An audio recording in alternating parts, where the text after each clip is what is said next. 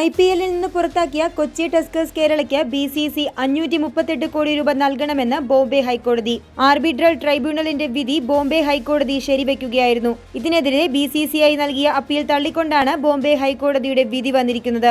Arbitral ട്രൈബ്യൂണലിന്റെ കണ്ടെത്തലിനെതിരെ appeal പരിഗണിക്കാൻ കഴിയില്ലെന്നും case പരിഗണിച്ച ജസ്റ്റിസ് RI ചാഗ്ല പറഞ്ഞു. 2011 IPL 4-ാം സീസണിൽ മാത്രമാണ് കൊച്ചി ടസ്കേഴ്സ് കളിച്ചത്. ഫ്രാഞ്ചൈസി ഫീസ് നൽകാതെ BCCIയുമായുള്ള കരാർ ലംഘിച്ചു എന്നാരോപിച്ചാണ് ടീമിനെ പിന്നീട് പുറത്താക്കിയത്. എന്നാൽ പിന്നീട് തുക നൽകാൻ ശ്രമിച്ചെങ്കിലും ടീം ഉടമകളെ BCCI മടക്കി. തുടർന്ന് കരാർ ലംഘിച്ചിട്ടില്ലെന്നും ടൂർണമെന്റിൽ നിന്ന് പുറത്താക്കിയത് വൻ സാമ്പത്തിക നഷ്ടം ഉണ്ടാക്കിയെന്നുമുള്ള പരാതിയുമായി ടീം ഉടമകൾ സ്പോർട്സ് വേൾഡ് തർക്കപരിഹാര കോടതിയെ സമീപിക്കുകയായിരുന്നു. 2015-ൽ മുൻ സുപ്രീം കോടതി ചീഫ് ജസ്റ്റിസ് RC ലഹോദി കൊച്ചി ടീമിന് 500 കോടി രൂപ നഷ്ടപരിഹാരം നൽകാൻ ഉത്തരവിട്ടു.